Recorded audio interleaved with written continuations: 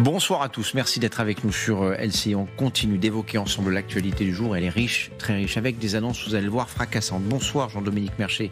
Bonsoir. Merci d'être avec nous. Journaliste à l'opinion, spécialiste défense militaire et stratégique, auteur de « Sommes-nous prêts pour la guerre ? L'illusion de la puissance française ». C'est aux éditions Robert Laffont. Donald Trump donne désormais, alors tenez-vous bien, 10 à 12 jours à la Russie pour s'asseoir à la table des négociations et tenter de trouver une issue à la guerre en cours. On va écouter le président des États-Unis et on réagit juste après.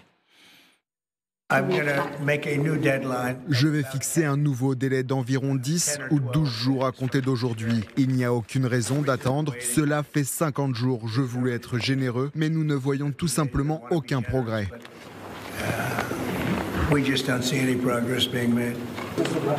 Donc ce que je fais, c'est que nous allons imposer des sanctions secondaires. Nous pourrions parvenir à un accord, je ne sais pas. Et il s'agirait de sanctions et peut-être de droits de douane. Voilà, jamais déçu avec Donald Trump. Ça, c'est la surprise du jour, surprise du chef, puisque il avait imposé décidé d'un délai de 50 jours avant d'imposer des sanctions à la Russie. Ce délai, il est considérablement réduit. Il reste une quarantaine de jours, 10 à 12 jours. Qu'est-ce qui l'a fait changer d'avis ? Je crois que Donald Trump comprend que Vladimir Poutine n'a pas envie de discuter, de négocier. Il lui a tendu la main, réellement. Il était prêt à... Donald Trump a tendu la main à Vladimir Poutine en disant « On va essayer de trouver une solution pour sortir de cette guerre épouvantable en Ukraine. En gros, tu garderas les territoires que tu as, on te remettra avec nous en bonne coopération. » Il se trouve qu'en face, eh bien, ça ne répond pas. Et donc, je pense qu'il y a une forme à la fois de déception, d'agacement, parce que Donald Trump veut vraiment sortir de la guerre. Je crois que ça, c'est une chose importante à comprendre. Ce n'est pas un belliciste. Il a envie d'en finir avec ces conflits et donc il s'investit réellement là-dedans. Donc il voit qu'en face, ça ne répond pas, donc il commence à hausser le ton une nouvelle fois, un nouveau délai, avec une menace quand même sérieuse, ces fameuses sanctions secondaires, qui en fait viseraient les pays qui continueraient à acheter du pétrole. Il dit deux choses, hein. C'est un complément à ce qu'il avait annoncé initialement, des sanctions secondaires, vous avez raison, mais aussi possiblement des droits de douane. Des droits de douane. On verra quand il les prendra. Est-ce que c'est réaliste ? Est-ce que c'est faisable ? Oui, bien sûr, c'est absolument faisable. Avec Donald Trump, quand Donald Trump dit « je vais faire », il arrive qu'il y réussisse. On l'a vu avec les droits de douane avec l'Union européenne. Donc là, il monte une nouvelle fois le ton face à Vladimir Poutine. Pour l'instant, ça n'a pas marché. Depuis qu'il est arrivé au pouvoir, là, il voulait régler la question d'abord en une journée. Bon, c'était un peu une blague de campagne. 24 heures avait-il dit, puis 24 heures, puis une centaine de jours, exactement, puis 3 mois, puis 12 jours. Bref, il repousse quand même toujours un peu l'échéance. Là, c'est 12 jours. Rendez-vous dans 12 jours, on verra. Je n'ai pas l'impression que la Russie soit prête à quelque concession que ce soit. Pas de réaction officielle côté russe. Réaction en Ukraine, évidemment. Oui. Vous l'imaginez, les Ukrainiens applaudissent dès demain cette déclaration de Donald Trump. Vous allez l'apercevoir sur votre écran, la déclaration de Volodymyr Zelensky, qui s'est exprimé, position claire et détermination affichée du président des États-Unis, juste au moment où la force peut changer les choses pour une paix véritable. Est-ce que ça peut changer, cette annonce, la stratégie de défense de l'Ukraine ? Est-ce que l'Ukraine peut, je dis une bêtise, mais passer à l'offensive, tenter de nouvelles opérations? Si le délai de 10 jours, les choses évoluent peut-être. Le problème, c'est que l'Ukraine n'a sans doute pas les capacités de changer de stratégie. Elle est quand même sur une stratégie défensive. Sur le front, c'est pas facile. Son armée est repoussée. Elle est usée. Elle a des capacités, on l'a vu à plusieurs reprises, de frappe loin dans le territoire russe, mais qui ne changent pas les conditions de la guerre, en réalité. Donc l'Ukraine est toujours sur une posture défensive, sauf énorme surprise, elle n'est pas en situation de mener une nouvelle offensive, comme il y a 2 ans, durant l'été 2023, offensive qui d'ailleurs avait échoué. Donc, pour l'instant, elle ne peut espérer qu'un changement, une aide massive des Occidentaux, des Européens et des Américains, qui lui permettrait de tenir plus, mieux, et évidemment de pouvoir un jour ou l'autre, se reconstituer, et surtout d'arrêter la progression russe, qui est faible, mais continue. Alors ça, c'est intéressant. Puisque vous parlez des alliés de l'Ukraine, est-ce que c'est le moment, peut-être, pour les Européens, les Américains, ça y est, ils ont dégainé leur fusil, si j'ose dire. Est-ce que c'est le moment pour les Européens, par exemple, de décider de nouvelles sanctions ou d'envois d'armes supplémentaires à l'Ukraine pour mettre encore un peu plus la pression sur les Russes et sur leurs dirigeants? Je crois qu'on est au 18e paquet de sanctions contre la Russie. Il y a un moment, on se demande ce qui va rester.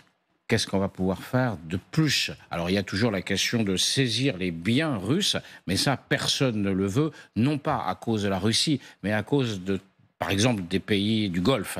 Les pays du Golfe n'ont pas du tout envie de voir les pays occidentaux commencer à saisir des biens qui ne leur appartiennent pas. Donc là, il y a une très très forte réticence. Quant à livrer plus d'armement, encore faudrait-il l'avoir, cet armement, ou être capable d'en produire assez. Et on le voit, 3 ans après le début de cette guerre, il n'y a toujours pas en Europe occidentale une véritable économie de guerre qui permettrait de soutenir l'Ukraine comme elle le souhaite et comme elle en a besoin. Vous le savez, ce que propose le fond des menaces de Donald Trump, ce sont d'éventuelles sanctions supplémentaires, sanctions importantes, sanctions secondaires, donc pas directement liées à la Russie, mais aux pays qui commercent encore avec la Russie, qui le font pour la plupart du temps sous le manteau.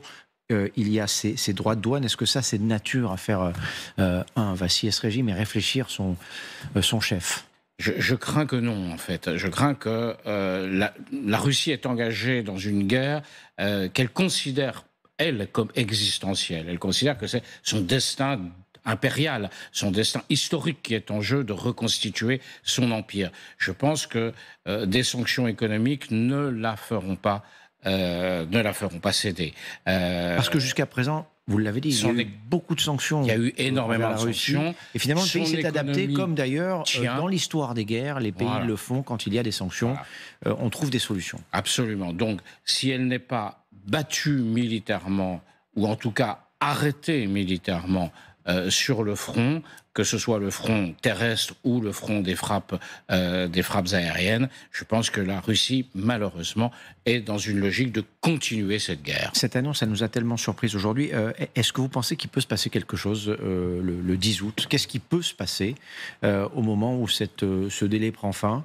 Est-ce que Donald Trump prend son téléphone pour appeler Vladimir Poutine? Est-ce que les sanctions démarrent tout de suite? On se souvient de ce qui s'est passé avec l'Iran. 60 jours avaient été donnés au pays pour reprendre les discussions. Les 60 jours se sont écoulés quelques jours seulement après. Oui. Les bombardiers américains sont allés frapper, alors avec un succès relatif certes, mais enfin les sites nucléaires iraniens. Est-ce qu'on peut avoir une réaction similaire? Oui, on peut avoir une réaction similaire. La Maison-Blanche, Donald Trump peut dire, bon, ça suffit, ça fait plusieurs mois que je tends la main aux Russes, que je veux la paix, ils n'en veulent pas, c'est bon, on va prendre des mesures. C'est possible, c'est tout à fait possible. Et des mesures qui pourraient être des mesures a priori douloureuses pour la Russie. Mais encore une fois, je ne pense pas que ces mesures feront céder Vladimir Poutine. Oui, qui pour l'instant est resté droit dans ses bottes. C'est pas quelqu'un qui a tendance à réagir aux menaces, le chef du Kremlin. Cette décision de réduction du délai imposé à la Russie, est-ce qu'elle est liée à l'accord signé hier soir avec l'Europe? On a l'impression que Donald Trump, depuis qu'il est revenu à la Maison-Blanche le 20 janvier dernier, traite les dossiers les uns après les autres. La guerre commerciale qu'il a lui-même initiée en passe de se terminer, puisqu'il signe accord après accord, Japon, Europe, Grande-Bretagne, Canada, etc. etc. Est-ce qu'aujourd'hui, il est passé à ce dossier-là, au dossier russo-ukrainien, et qu'il faut s'attendre à ce que ce dossier soit conclu d'une manière ou d'une autre? Je ne sais pas ce qu'il peut avoir dans la tête, mais d'ici quelques semaines ou quelques mois. Vous savez, quand on est le président des États-Unis, on est obligé de suivre plusieurs dossiers internationaux en même temps. Donc il y a le dossier de la guerre commerciale qu'il est manifestement en train de remporter. Il y a le dossier de l'Iran, où il a marqué des points sans régler définitivement le problème. Il y a le dossier de Gaza, où c'est beaucoup plus difficile pour lui. Et puis il y a le dossier de l'Ukraine. Il est obligé. Donc évidemment, il y a des séquences tout ça se fait en parallèle. Puis il y a d'autres dossiers, l'immigration aux États-Unis, et évidemment le gros dossier toujours qui est la relation avec la Chine. Donc tout ça c'est en parallèle. Alors évidemment, il n'y aura pas d'attention particulière portée sur ce dossier. C'est pour ça que je vous posais la question parce qu'on a eu bien sûr. Il y a une attention. Il va sans doute mettre l'accent là-dessus, sauf si on voit par exemple la situation se débloquer, on ne sait pas, à Gaza avec les otages, un accord, et puis là tout d'un coup, eh bien on ne parlera plus que ça pendant 3-4 jours, et puis on reviendra au dossier ukrainien. Ce sont des problèmes en suspens, ils ne sont pas réglés, on n'a pas la solution pour les régler. Donald Trump n'a pas les clés pour régler ces problèmes, il essaie, je crois avec une certaine sincérité, de régler ces problèmes. Pour l'instant, eh bien il pousse sans beaucoup de succès. Parmi les points de l'accord hier soir, donc des produits européens taxés à 15%, mais aussi 750 milliards de dollars d'investissements européens dans l'énergie américaine et 600 milliards d'investissements globaux européens aux États-Unis. Et dans ces investissements, on sait qu'il y aura de l'armement. Ouais. Est-ce que c'est une partie de cet accord qui pourrait être utile à l'Ukraine? Est-ce qu'une partie des achats d'armes qui, semble-t-il, vont avoir lieu, puisque ça semble être compris dans cet accord, vont être redirigés vers l'Ukraine? Est-ce qu'on en sait plus là-dessus? Alors on n'en sait pas plus là, mais on voit ce qui s'est passé dans les dernières semaines, dans les derniers jours même. Donald Trump a dit « Je suis d'accord pour donner plus d'armement à l'Ukraine, notamment ces fameux missiles patriotes, à la condition que les Européens les payent. » C'est assez malin, en fait. Et donc, c'est ce qui se met en place. C'est-à-dire que les Européens vont acheter du matériel américain et ce matériel américain sera livré aux Ukrainiens. Malin parce que ça permet à Donald Trump de ne pas dire à sa base qu'il est impliqué dans cette guerre. De faire fonctionner l'industrie américaine. L'industrie américaine, tout en faisant payer les Européens en disant, après tout, c'est la défense de l'Europe. Ça fait jamais que 75 ans qu'on paye pour votre défense. Donc maintenant, ce qui est vrai, donc maintenant, vous allez payer vous aussi, et tout en soutenant l'Ukraine. C'est un ticket assez gagnant. Sur ce côté-là, le businessman est assez fort, je veux dire. Voilà. Ces annonces de Trump, elles interviennent le jour où Dmitri Peskov n'exclut plus une rencontre entre Trump et Poutine au début du mois de septembre en Chine. Alors, vous allez entendre d'abord ce que dit le porte-parole du Kremlin, c'est intéressant que ça arrive maintenant, et ce que lui a répondu un peu plus tard dans la journée le président des États-Unis. S'il s'avère que le président américain décide également de se rendre en Chine aux mêmes dates que notre président, alors bien sûr, une telle rencontre ne peut être exclue en théorie si les chefs d'État se retrouvent dans la même ville. Mais je le répète, jusqu'à présent, il n'y a pas de préparatifs concrets pour cette rencontre.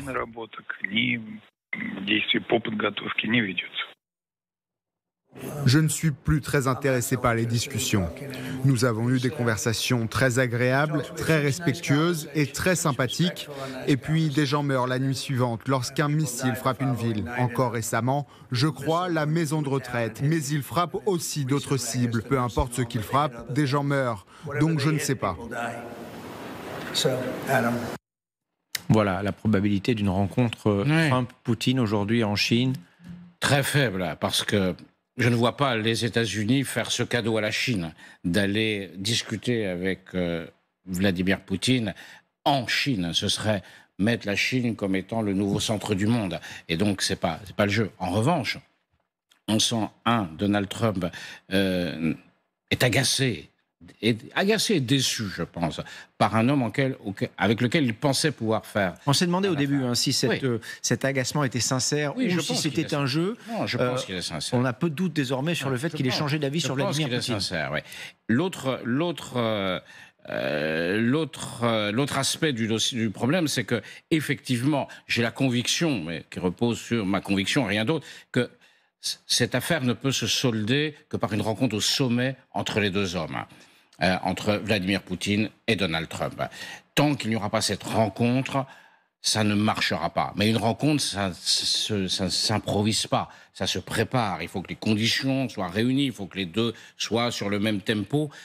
C'est ce que, tant qu'il n'y aura pas ça, tant qu'il n'y aura pas un sommet entre les deux hommes où ils se mettront d'accord, eh bien, les affaires continueront à se dégrader. Ça semblait bien engagé il y a quelques mois. Désormais, Oui, ça semblait bien engagé. Entre Russes et Américains semblent s'effilocher. On va dire ça comme ça. Il semble que Vladimir Poutine, pour moi, a commis une erreur historique. Il avait un créneau pour sortir de la guerre en gardant ce qu'il avait conquis. Les Américains avaient prêt à céder énormément de choses. Il n'a pas saisi cette opportunité.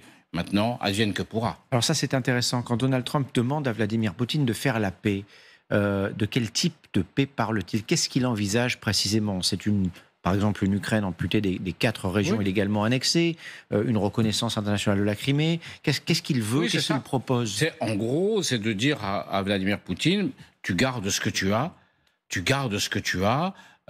l'Ukraine ne rentrera jamais dans l'OTAN, et voilà, et on se met d'accord, et par ailleurs, la Russie redevient un partenaire important des États-Unis. Mais ça... Il y avait cette offre sur la table, elle était incroyablement généreuse, elle choquait les Européens, elle affolait les Ukrainiens, tellement elle semblait invraisemblable. Souvenons-nous des commentaires qu'on pouvait avoir, Trump c'est tout à Poutine, et pourtant, Vladimir Poutine n'a pas accepté pour l'instant. Donc on voit bien que peut-être Vladimir Poutine est lui-même pris par un sentiment de toute puissance, de penser qu'il peut tout obtenir par lui-même, par la force de son armée, la grandeur de la Russie, etc. Il risque peut-être au final de perdre ce qu'il n'aurait pu gagner avec un accord avec les États-Unis. Aujourd'hui, on ne sait pas quel type d'accord proposeraient les États-Unis et l'Ukraine, puisqu'ils se parlent, eux, désormais, maintenant, plus que ce qu'étaient les dialogues entre les Russes et les Américains il y a quelques semaines. On ne sait pas si ce qu'il attend de la paix a changé. On ne sait pas comment il veut aboutir à cette paix. En fait, on ne sait pas grand-chose, on ne voit pas comment... Mais lui-même, je pense qu'il ne sait pas. Il est simplement dans une négociation. Il dit, il faut qu'on sorte de cette affaire. Il sait très bien que pour sortir de cette affaire, il fallait donner des choses à la Russie. Il était prêt à le faire.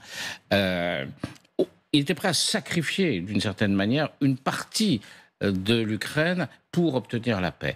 Il n'y arrive pas. Il n'y arrive pas parce que le camp d'en face refuse. Et ça, pour faire la paix, il faut être 2, quoi. Et là, en l'occurrence, peut-être un peu plus, même 3 ou 4, si on ajoute les Européens, on ne sait pas. La marge de manœuvre des Ukrainiens est tellement étroite. Mais alors justement, les Ukrainiens, parce que ce que vous évoquiez est juste, il y a quelques mois, lorsque cet accord, ou en tout cas cet accord de cessez-le-feu, j'allais dire, se profilait entre les Russes et les Américains, les Ukrainiens disaient « Ah ben non, ça pour nous c'est inacceptable ». Est-ce qu'aujourd'hui, cette formule-là, au vu de la situation militaire sur le terrain, au vu de l'évolution et du temps qui passe, serait devenu quelque chose qu'il pourrait accepter? Moi, je pense que s'il y avait un cessez-le-feu, aujourd'hui, une possibilité de cessez-le-feu, l'Ukraine aurait du mal à ne pas l'accepter, en réalité. Parce que son armée souffre, son armée n'est pas dans une bonne situation, et ses défenses aériennes sont mise à mal par les frappes de plus en plus nombreuses de la Russie, qui va faire des salves bientôt d'un millier de missiles, enfin de drones plus exactement, de ces fameux petits drones Shahed, des salves d'1 millier de drones. Donc effectivement, je pense qu'aujourd'hui, vu la situation militaire, l'Ukraine pourrait avoir intérêt à accepter un cessez-le-feu. Il y a un rapport très intéressant de la Kyiv School of Economics qui a été publié ces dernières heures et qui pointe du doigt les transferts d'armement soviétiques vers le front, qui ont retrouvé leur niveau du début de l'invasion globale. C'est-à-dire qu'ils sont en forte baisse. Ils avaient atteint un plus haut, ce qui laisserait entendre que la Russie arrive à court de stock. De ces stocks-là, l'armement soviétique, au bout de 3 ans et demi de conflit, n'est pas complètement étonnant non plus. On sait aussi que la Russie importe de l'armement, des drones par exemple d'Iran, beaucoup de munitions. 40% des munitions utilisées par l'artillerie russe viendraient de Corée du Nord. C'est ce que certains rapports de renseignement disent aujourd'hui. On a eu l'impression ces dernières semaines que la Russie était en position de force, avec une industrie en pleine capacité de production. Est-ce que tout cela peut avoir été un écran de fumée pour masquer justement un début de pénurie d'armement, ou est-ce que ce rapport, eh bien, on en lit trop? En fait, c'est très difficile à évaluer. Ce qu'il faut voir, c'est que la guerre qui est menée aujourd'hui en Ukraine ne ressemble plus à celle qui était menée dans les premiers mois, voire les premières années. Au départ, on était dans une guerre où s'affrontaient des armées soviétiques, en fait, à l'ancienne, avec de l'artillerie, des chars, des avions, des hélicoptères, etc. Ça, c'est quasiment terminé. Ce qu'on voit aujourd'hui, c'est une guerre essentiellement avec des drones. 80% des victimes de ce conflit le sont victimes par ou à cause de drones. Là, l'énorme changement, l'énorme révolution militaire qui s'est opérée sous nos yeux en quelques mois en réalité. Là où on utilisait des canons, aujourd'hui, avec des obus, les fameux César, etc., aujourd'hui, on utilise des drones massivement. Et donc, effectivement, alors, il y a deux pays, la Russie et l'Ukraine, qui ont des capacités industrielles extrêmement importantes en la matière. Et, eh bien, il faut les équilibrer. Donc, on est dans un moment de rééquilibrage industriel. Donc, oui, si on compte, par exemple, le nombre de chars, mais au fond, les chars, on ne les voit plus. Ils ne sont plus utilisés, les chars, marginalement. Ils sont dans les sous-bois, ils servent d'artillerie. On s'en sert comme artillerie, mais on ne voit plus de mouvement. Il n'y a plus de mouvement, par exemple. De grandes batailles de chars, comme ça a été le cas autour de Vuhledar, par exemple. Sur cette antenne, on a vu récemment ces images des soldats russes sur des motos fonçant dans les champs. Voilà. Donc, la nature de la guerre a changé. Donc, l'industrie qui soutient cette armée au combat, ces deux armées au combat, elle aussi change. Elle évolue à toute allure. Et donc, c'est très difficile de faire un pronostic en se disant « oui, les stocks d'hier sont épuisés ». Oui, mais sauf qu'on ne fait plus la guerre avec les mêmes... La guerre a changé et donc ça ne nous dit pas grand-chose sur l'évolution de ce que pourrait devenir ce conflit dans les mois qui viennent. Vous l'avez dit, le front... Alors, il n'est pas gelé parce que les Russes continuent d'avancer, notamment autour de Pokrovsk, mais pas seulement. Il peut évoluer comment, ce front, dans les semaines, dans les mois qui viennent, au vu du rapport de force entre les deux armées aujourd'hui? Pour l'instant, on est dans ce qu'on appelle un grignotage, c'est-à-dire que l'armée russe progresse légèrement de quelques centaines de kilomètres carrés par mois. C'est pas beaucoup, 100 km² ou 500 km², c'est pas beaucoup, mais elle progresse. Les Ukrainiens ne peuvent pas reprendre de territoire. Donc on voit une situation qui est, d'un point de vue global, stratégique, qui est bloquée, sauf que marginalement, l'armée russe progresse au prix de pertes importantes chez elle, mais aussi chez les Ukrainiens, parce que la défense est très dure. Donc, en fait, ça fait 2 ans que nous sommes installés dans cette situation où, fondamentalement, depuis l'échec de la contre-offensive ukrainienne de l'été 2023, rien d'essentiel n'a changé. Donc, on est dans une situation, une sorte de blocage stratégique, avec effectivement un grignotage des Russes du territoire. Peut-être un jour perceront-ils à un endroit, mais ils n'ont pas les moyens derrière, ils n'ont pas l'armée, les moyens suffisants pour s'engouffrer dans la brèche qu'ils pourraient faire. Et donc, on va continuer comme ça, s'il n'y a pas de cessez-le-feu, sans doute encore pendant longtemps. Il y a des signaux de soutien diplomatiques, politiques, adressés aux Ukrainiens de la part de l'Europe. Le ministre de l'Europe et des Affaires étrangères, Jean-Noël Barrot, était encore en Ukraine récemment. D'autres ministres, d'autres pays le font aussi. Mais on a le sentiment, finalement, que ces dernières semaines, ces derniers mois, une certaine habitude de la guerre s'est installée en Europe et que l'Europe, de fait, a été marginalisée quelque part dans son aide à l'Ukraine. Est-ce que c'est le cas et quelles conséquences pour les Ukrainiens? Nous sommes dans la 4e année de la guerre déjà. Donc c'est long. Ouais. Si on arrive au mois de février 2025, l'Ukraine aura été en guerre plus longtemps cette fois-ci contre la Russie, et si on ne prend en compte que le début de l'invasion globale, que lors de la Deuxième Guerre mondiale, ce qui veut dire quand même quelque chose. Bien sûr, c'est long. Nous sommes dans la 4e année de la guerre. Quant au soutien des Européens, il est important, clairement. Il est à peu près du niveau de celui des Américains. Mais effectivement, tout le monde a le sentiment d'une impasse.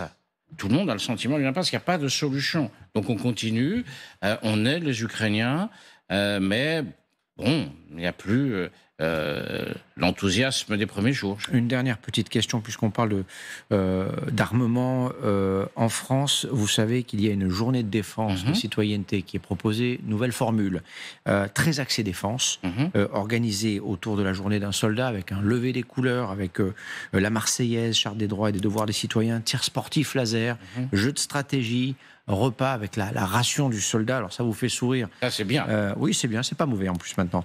Et expérience des métiers militaires. Il y a des jeux qui seront organisés. Alors, est-ce que c'est une bonne formule? Est-ce que c'est mieux que ce qui existait jusqu'à présent? Ou est-ce que c'est une sorte de gadget? Alors écoutez, c'est un peu un gadget, mais ça ne peut pas être pire que ce que c'est aujourd'hui. D'accord, donc c'est une amélioration. Est-ce que ça peut susciter des vocations? Moi, j'aurais voulu avoir votre avis là-dessus. Le but recherché, c'est le recrutement. Les armées françaises recrutent à peu près 25 000 jeunes par an. Il faut aller les chercher. Pour l'instant, ça marche. Il y a eu, il y a 2 ans, un petit coup de mou, mais globalement, les jeunes ont envie... Sauf qu'il va se passer quelque chose. La démographie. Là où on avait des générations de 850 000 jeunes de 18 ans, on va arriver à 750 000 bientôt. Donc, ça veut dire que vous aurez toujours à peu près la même proportion de jeunes qui, à un moment ou à un autre, se disent « Ouais, ça m'intéresserait de faire un petit truc avec l'armée, de faire un service militaire, une préparation militaire, la réserve, pourquoi pas, quelques années, pourquoi pas une carrière ». On estime qu'en gros, un jeune sur 4, en moyenne, sur la longue durée, en France en tout cas, parce que la France est un pays privilégié à ce niveau-là, par rapport à ses voisins, a plutôt envie de faire quelque chose. Donc il faut aller les chercher, ceux-là. Il faut aller chercher un jeune sur 4, un jeune sur 5, qui est plus ou moins tenté par la chose militaire. Il faut lui dire, tu sais, tu peux venir faire des choses chez nous, c'est assez marrant. Tu n'es pas obligé de faire toute ta vie, mais... Et donc, cette nouvelle journée de défense ou citoyenneté, je ne sais comment on va l'appeler, elle va servir à ça, avec un nouveau, sans doute, service militaire volontaire, toujours. C'est pas mal d'associer le maximum de gens à la défense du pays. Merci Jean-Dominique, merci beaucoup d'être venu ici ce soir.